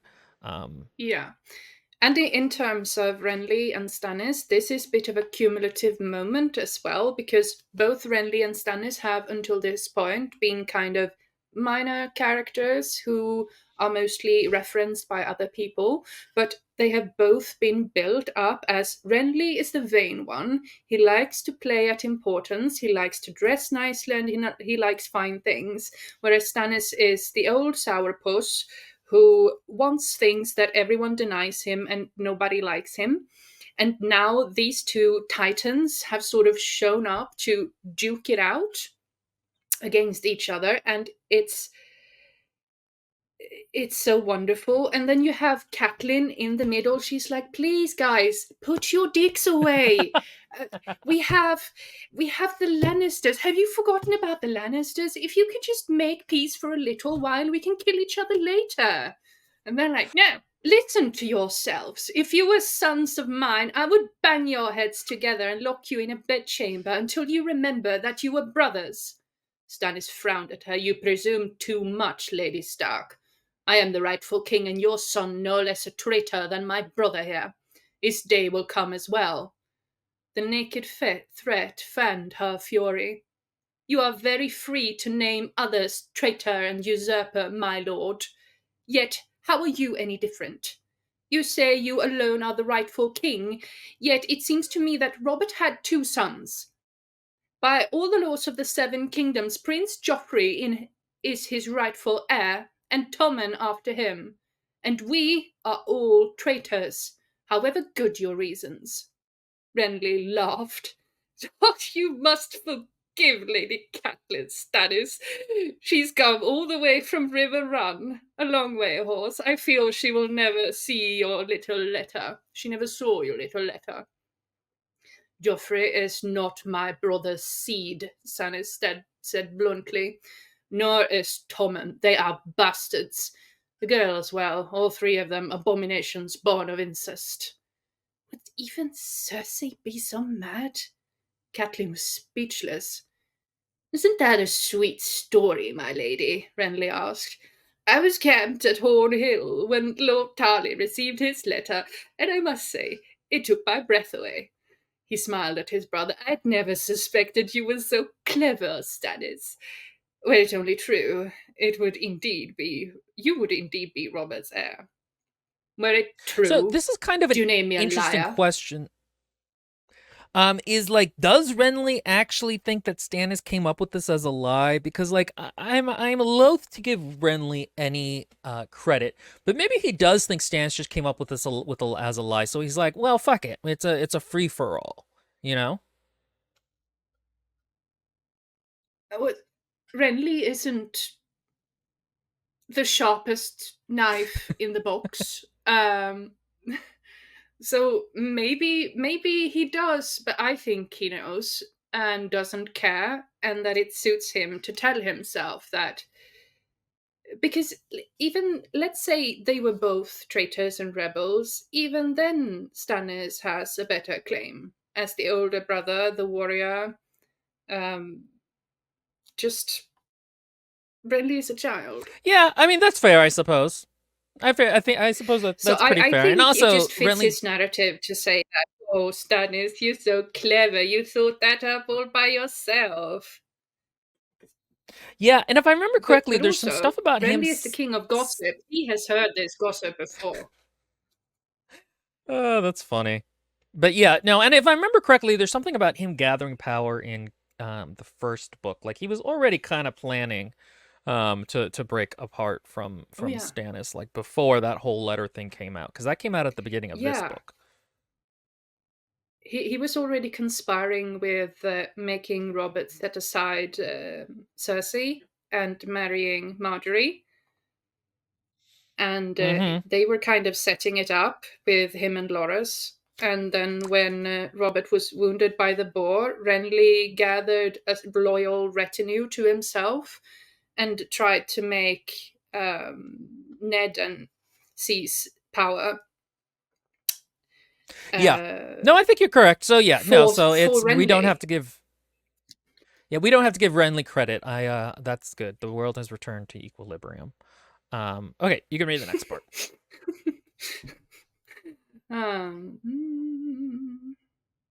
Can you prove any word of this fable? Stannis ground his teeth. Robert could never have known, Catelyn thought, or Cersei would have lost her head in an instant. Lord Stannis, she asked, if you knew the Queen to be guilty of such monstrous crimes, why did you keep silent? I did not keep silent, Stannis declared. I brought my suspicions to Jon Arryn. Rather than your own brother? My brother's regard for me was never more than dutiful, said Stannis.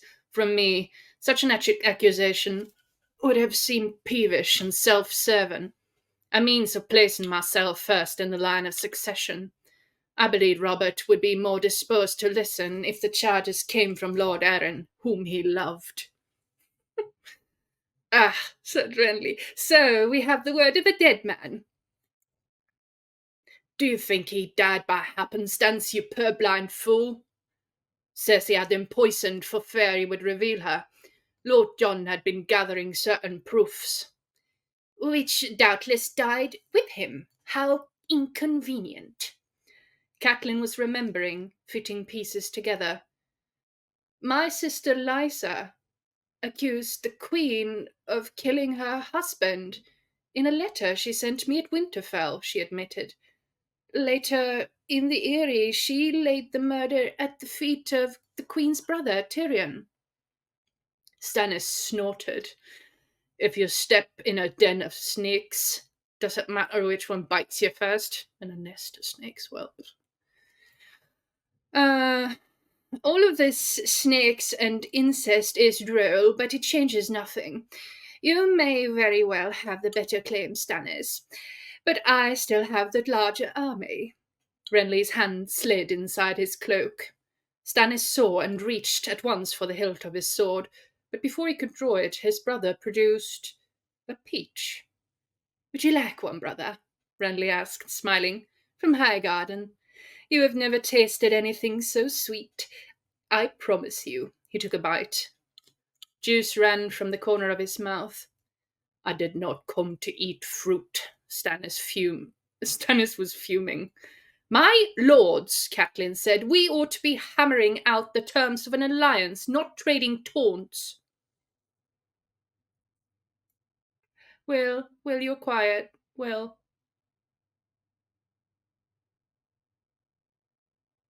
I probably moved my leg and changed my...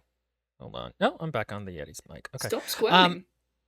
Oh, wow. Well, I'm not going to make any jokes. This, like Unresolved Textual Tension, is a Christian podcast before the old gods and the new. Yeah, so that's gonna obviously go down the drain when we start reading Cersei's sex scene. Oh. She actually only has 2, and both of them are the consent is rather weird. Yeah, the peach will be mentioned later. It's a very funny refrain that gets stuck in Stannis's head. A funny thing is that in the TV show they really wanted to have Renly do the peach thing, but the actor hated peaches and he just absolutely refused to eat one. And they were like, "Well, we could make a apple look like a peach," and he was like, "No." That's the line I draw, which is just bizarre. But how could they cast a dude who hates peaches as Renly? That's that's Renly's mission statement, the peach. It's so weird. It really is. That's his thing. It's such a good it's such a good way of him taunting. Yeah, no, so again, this is just a very funny kind of they move through different topics, right? So they're moving through all the topics they need to in terms of who has power. What's going on with the Lannisters in terms of the incest thing? What's their claim to the throne? So they're moving through these topics, but they're doing it in a way where it keeps getting derailed by Renly being like just a petty little bitch, and then Catelyn tries to get them back on topic. It's a lot like kind of like a group project, and as we all know, those are the worst things ever. Yeah, both Nemorales and Hope are very right that they both have somewhat flimsy arguments for why they're doing this. Like, Stannis is the rightful king, we know it, but he is also acting on a rumor that he himself Well, believes, but the realm doesn't believe it. So, where does power lie? Who has the truest claim? I mean, Stannis could be argued to have a truer claim. But as Renly also said, what does it matter if he has the stronger army and men adore him and think he looks like a king? yeah, and it's something I think we mentioned this in one of the previous podcasts. I'm too old to remember things. And I don't think the book mentions this, but like, okay, if Renly can now become king, then primogeniture is not important in terms of who becomes king, then why is it important for lords? And it leads to just a cascade of societal collapse where all of a sudden everything is in disarray. And so like it's there's a specific term and I'm forgetting what it is, but certain people are like freeloaders on a system where in the short term you damage the system for your own gain, but by damaging the system in the long term you've made things worse. So like one of the examples is like not killing messengers. It may in the short term give you an advantage of by killing this messenger, but by killing messengers you have now made it so that nobody feels comfortable sending messages to each other, so everything becomes more violent. uh Tyrion or Tywin is like this in terms of like he breaks the laws of king of a safe passage or bread or guest rights or whatever, which makes everybody worse off because then that destroys the system. And so that's really what Renly is trying to do here is for his own ambition. He is destroying a system that otherwise keeps things in place. It's a very selfish and He doesn't really short-sighted. think about what comes next, yes. Yeah, exactly. Like he just doesn't really Because, care about the realm. yeah, and if Renly takes power and says he is legitimate because he has the larger army, then the next person who can stir up a large rebellion has the best claim because he has the largest army. It Yeah. destabilizes the entire realm. So Nick Morales brings up an interesting thing. He says, if Stannis were smart, he would ask what Renly would give him if he helped Renly become king, and so on and so forth. I actually don't think so, because again, Renly is going against like the law of succession. Again, it would destroy the system if he became king. And also, Stannis is right. He does have like the fundamental problem there is really Renly should be asking Stannis, what can I get by helping you back your claim? Because as king, Stannis can give him a lot of things. Whereas, honestly, Renly kind of needs to kill Stannis so that in the future his claim is never under Mm-hmm. contention. Like he, it's not really mentioned here, but like, yeah, he's gonna need to kill Stannis. Stannis would always be a problem for him unless like he Yeah. took the black or something like that. And Stannis also knows Renly is not acting in good faith. Like that's the other thing is he like this whole conversation is not Renly trying to hammer out a deal. Renly is here to make fun of Stannis. That's it. He never Yeah, to brings up shove it in anything his real policy face. wise. Look, people like me better. I look handsome. In your face, Stannis. As Courtney says also, he's a narcissist. Well, I think Renly at the core of him is a child. He is 19 or 20. His brain is not fully formed. He has grown up without parents as the lord of a castle. He's not had any solid authorities in his life that have taught him how to be a good human. He has been taught how to be a privileged lord, and he has, in great part, sort of inherited this rivalry with his brothers because he emulates Robert, and Robert always slighted Stannis in front of Mm-hmm. everyone. Yeah. And So I and like think that's the I thing is think like Renly isn't inherently narcissistic evil. I think he is a fucking idiot who's been told well he's the awesome source of the world. And again, I think that's why a lot of his bothering of Stannis in this scene really comes off as like he's just a younger brother bothering an older brother, not so much like Mhm. there is almost like a harmlessness to the way he's doing it despite being like a dick, and the stakes of the situation, like he doesn't seem to realize the stakes of the situation. So yeah, I Yeah. think that's kind of a thing. It reminds me a bit of when Martin was talking about Joffrey's death scene. You know, because Martin likes to do this thing where he likes to create terrible characters that you want revenge on, and then give them horrible deaths that are anticlimactic. So, like, you know, Joffrey doesn't die at the hands of the Starks for revenge, or Sansa, you know, getting payback for all the ways he's mistreated her. He dies as a child, alone, gasping from the machinations of a thing he doesn't really understand. You know, the guy who took Reaching out for his mother. yeah, exactly. And so there is a childishness to Joffrey in that moment. And Joffrey is awful, but a lot of that also just comes from being young and having not been raised well. Um, yeah, so Nemorella says, also, Renly may have the largest army now, but given how he behaves, how long will that stay true? Stannis knows how to fight and would, given time, grind Renly's army down. So there's actually, we're not going to get to this, but there's a theory that really in this case, it looks like the situation is hopeless for Stannis here, but actually he's planning kind of like an Agincourt type battle where his archers and infantry are going to defeat all of these knights, and it never comes into play. And that's again one of the ways where if you read more into the books, you're going to find more there. They reward digging through them. Mm-hmm. Because I've checked it, Storm's End has higher ground from where Renly is charging up, and charging up with horses is always a bad idea.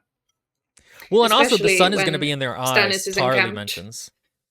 Yes, that as Yeah. well. And Stannis is encamped, he has archers, he has the range, he has probably has pikemen as well. Well, and the other thing is the books don't go into this, but like basically there is no way for cavalry to break infantry without the infantry just like breaking from being annoyed or like being scared. Like you Yeah. cannot, a horse will not charge into a block of men. And Stannis, for all that he doesn't have a lot of men, he does have a lot of tough people who have a high morale and trust in him. And so like there actually kind of isn't anything the knights could do, though. Again, that's from a real world perspective. Martin kind of thinks of knights as battering rams, but that's, you know, whatever. Okay, so let's go ahead and finish. Or are we nearly finished? No, we actually still have quite a lot to go. Nearly. All right. You can read the Okay. next part though. Hold on, I gotta get Where were back we? to the peach. Yeah, I should never refuse to taste the Yeah. peach. Not trading taunts. Can you just scroll so I see what was before? Oh yeah, My Catelyn. lords, Catelyn Trading said, taunts. we ought to be hammering out the terms of an alliance, not trading taunts. Why is Catelyn Cockney? Why is she from the city of It's London? so funny how much Nobody it bothers you. I'm sorry. If anyone would like to hear Will Cockney, just say so in the chat and we'll give it to you. No, I think your I think your opinion is the dominant one. Don't worry. All right, go ahead. A man should never refuse to taste a peach, Renly said as he tossed the stone away. He may never get the chance again. Life is short, Stannis. Remember that. Remember what the Starks say. Winter is coming. He wiped his mouth with the back of his hand. I did not come here to be threatened either. Nor were you, Renly snapped back. Even when I make threats, you'll know it. If truth be told, I never liked you, Stannis. But you are my own blood, and I have no wish to slay you. So if this is Storm's End you want, take it. As a brother's gift. As Robert once gave it to me, I give it to you. It is not yours to give, it is mine by rights. Sighing, Renly half turned in the saddle. What am I to do with this brother of mine, Brienne? He refuses my peach. He refuses my castle. He even shunned my wedding. We both know your wedding was a mama's farce. A year ago, you were scheming to make the girl Robert's queen. No, to make the girl one of Robert's whores. A year ago, I was scheming to make the girl Robert's queen, Renly said. But what does it matter? The bull got Robert and I got Marjorie. You'll be pleased to know she came to me a maid. In your bed she's like to die that way. 'Cause he's Oh, gay. I'll expect I'll get a son on her within a year. Pray, how many sons do you have, Stannis? Oh yes, none. Renly smiled innocently. As to your daughter, I understand. If my wife looked like yours, I would send my fool to service her as well. Okay, so Enough, a point. Stannis roared. I will. Can you? We didn't go over this, but basically, when the Lannisters got the letter about Joffrey being a product of incest, Tyrion was like, well, why don't we just send a letter back saying that his daughter is he was being cuckolded by his jester, the one on there, Fool. and so like it was just kind of like a let's Patchface. fight slander with slander and muddy the whole, yeah, patch face. And so that's what he's referring to there.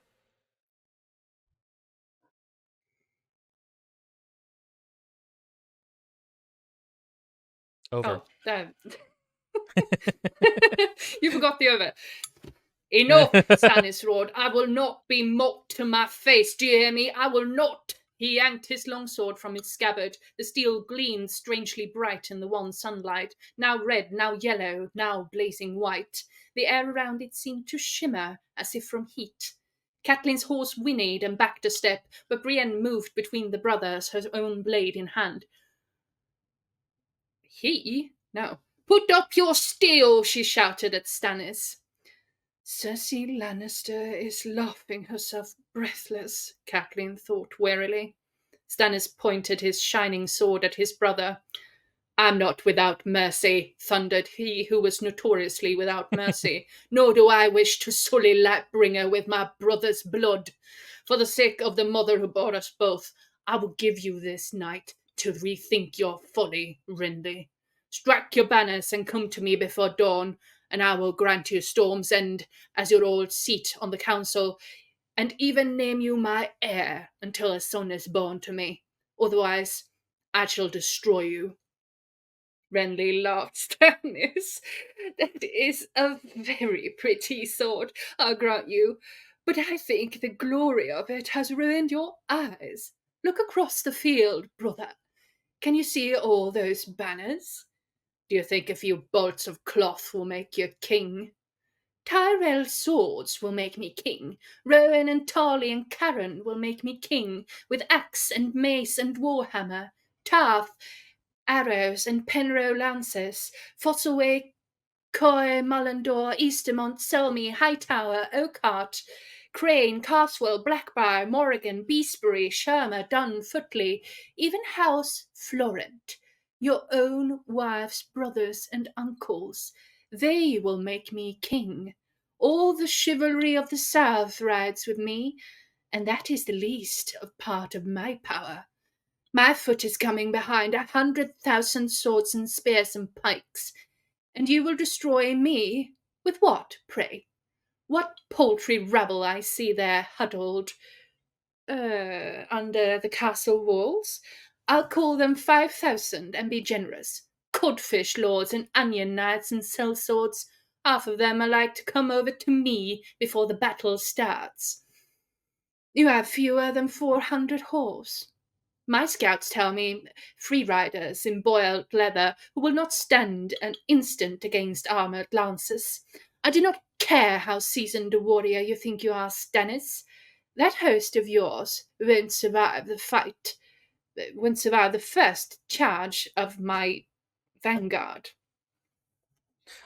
So Courtney said, I love Martin's prose, the cadence of Chef's Kiss. Yeah, there is such a good sense of power, and the flow of it is really nice, and it builds to like kind of like a crescendo. And Martin does his favorite thing, which is just to list a bunch of different things. But in this case, like it does build, it gives you a sense of like how many people are against him. All these And noble like the houses whose names are worth mentioning. Yeah, and even like the way it starts with Tarth's arrows and Penrose lances, and then goes into just the like, no, there's even more names. I'm not even going to bother to keep assigning them names. It kind of almost devolves into just naming them. And yeah, you Mm-hmm. can just see this is like Renly. The first time Renly is like taking this kind of seriously, and he's making his case again, which is that A, people want him to be king, and B, he can uh, d- focus on might. And again, I think there's something different in the claim that Rob or the support Rob gets from his people to be king versus this idea of knighthood, the lords of the South picking Renly to be king. Like, they're not framed the same. In this case, it's framed as like, well, people just like Renly more. Whereas in Rob's case, it's treated much more like, well, we don't want to be part of this whole Southern Kingdom shit. And also, Mm-hmm. it's about the Northern identity that we're picking over, just Yeah, the they're idea still of knighthood. salty that the king in the north bent the knee to Aegon without a fight, and now they have the young wolf who has proved himself in battle. He has kind of earned their loyalty. I think Mm-hmm. that if Ned had been returned to them, they would have tried to swear to Ned first. Well, that's the But other thing now is the that son like has kind of become his what's it called, substitute, proxy. Yeah. And the other thing is that proxy. a big Yes. a big part of the northern thing is like they killed Ned. That is a massive insult to the north. He was very beloved there. So that is a Oh casus yes. belli or bellis or however that's pronounced. Whereas the Casus southern belli. casus belli, the Southron lords don't have that. They're just doing this because they think it would be kind of cool, not because they have they've been injured in a national sense. And that's just one of the contrasts that I think is there. It's not delineated by the book, but it is interesting to consider and consistent with what the rest of what Martin's saying.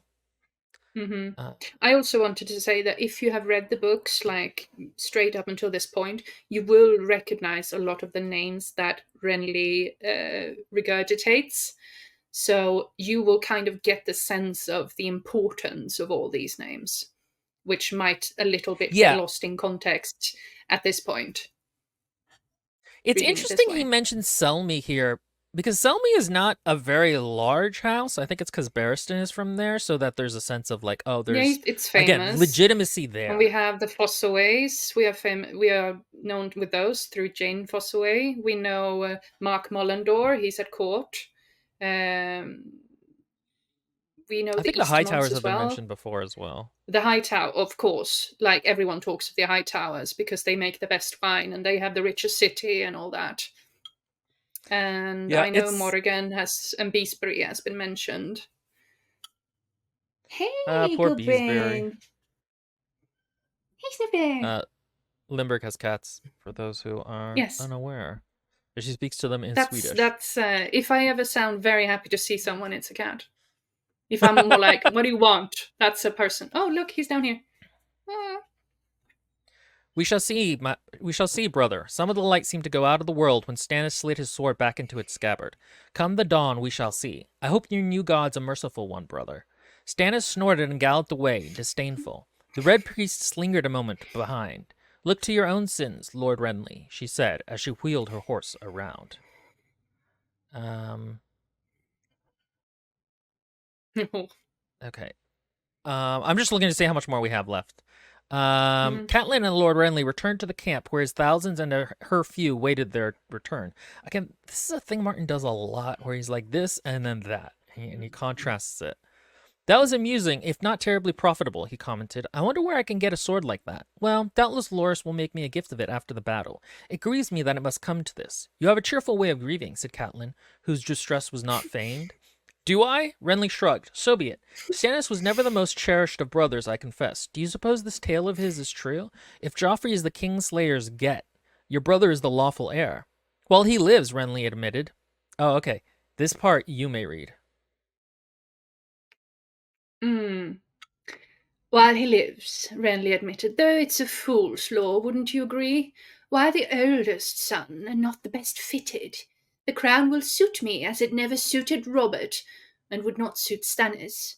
I have it in me to be a great king, strong, yet generous, clever, just, diligent, loyal to my friends and terrible to my enemies, yet capable of forgiveness, patient, humble, Caitlin supplied.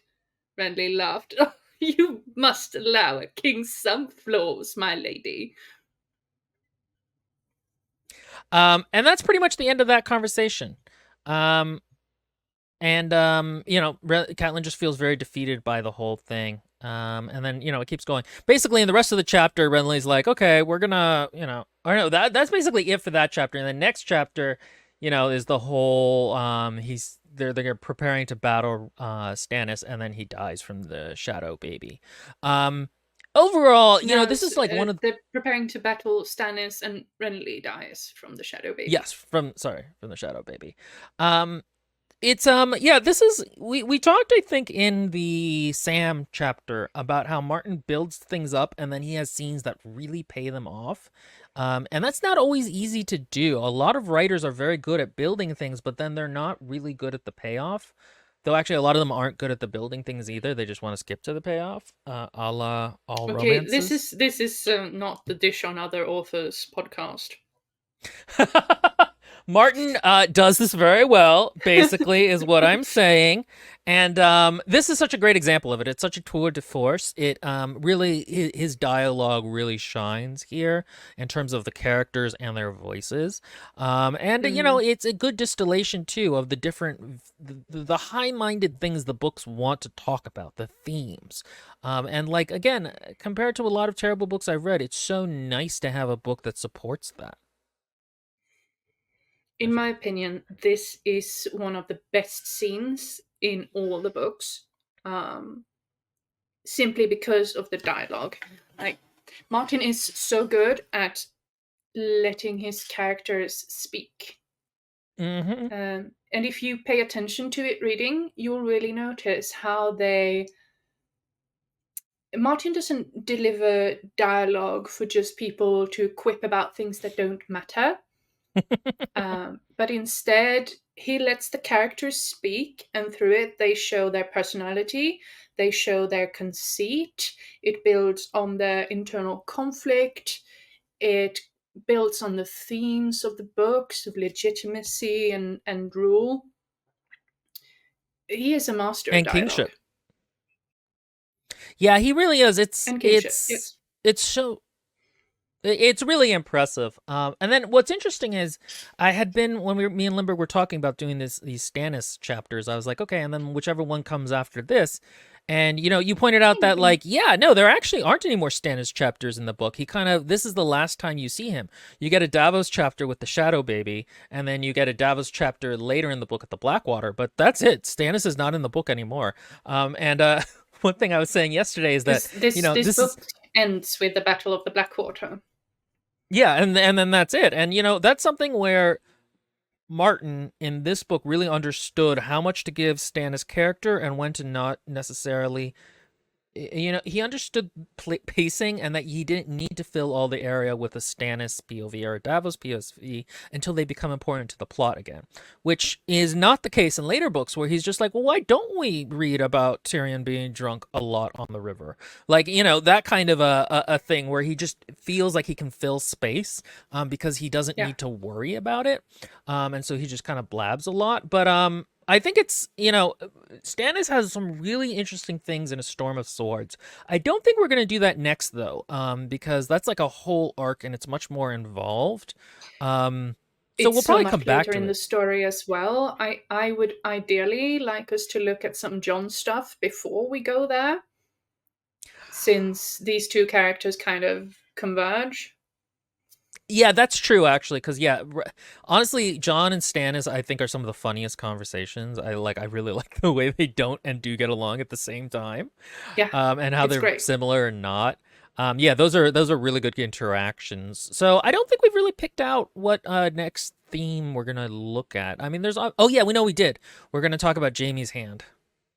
Yes, because fucking Gen. Or Jen. For those who don't know, we just finished reading a book where a guy loses his hand, and Limburg wanted him to lose The Queen more. of Attolia is the book. Yes. by Megan Whalen She Turner. hates the main character. And the main character there is a super competent, super mega thief, even though he's like 17 years old. And even though during both books in the series has started with Gen being a prisoner because he got caught, but he's the bestest thief ever. And then he loses a hand, and he basically takes about 6 to 8 months to just sit around being a pathetic, miserable sod who reneges on all his duties, and everyone's like, "Oh, how's Gen doing? How's he doing? Oh, I hope he's not too sad," even though Okay, all he right. is the So court thief. Okay, sorry. But yeah, basically, basically, it drew the parallels with difference Jamie in because when Jen how loses his yeah, hand, it's not about his loss of identity or what he has to do after that. Whereas when Jamie does, it's actually really important. It's not just like, oh, now I don't have a hand. It's all about his conception of himself, the hand that killed the king, this hand that makes him a swordsman. The things, can he be somebody new now? And so we want to take a look at that. And also, that chapter yeah, is so great because it's one of the ones where like there's a fever dream feeling to it that Martin does really well. yeah. And when Jamie loses his hand, it is some of the best character growth we see in the Eyes of Fire and books in total. Mm-hmm. Because up until that point, Jamie has been sort of a roguish Chad sort of character who doesn't really care about anything than swinging his sword and his sister. And losing his hand, he becomes so much more as a character. He becomes so much more as a person. He starts to think about what is important to him and the sort of legacy that he has to offer the world. Whereas Gen doesn't. I'm sure we'll complain about it at the time. Anyway, thank you all for joining us. This was a lot of fun. Well, hopefully you will join us Sorry again. about the Again, timing issues. oh yes, well, that's they don't know about that in the future. That's only for like the 7 people that are here. So we were here on time. No worries for everyone. Okay. All Okay. right. Any Okay. last thoughts, Lindbergh? Stannis for king. My one true king. Fuck All Renly. right. Bye, people.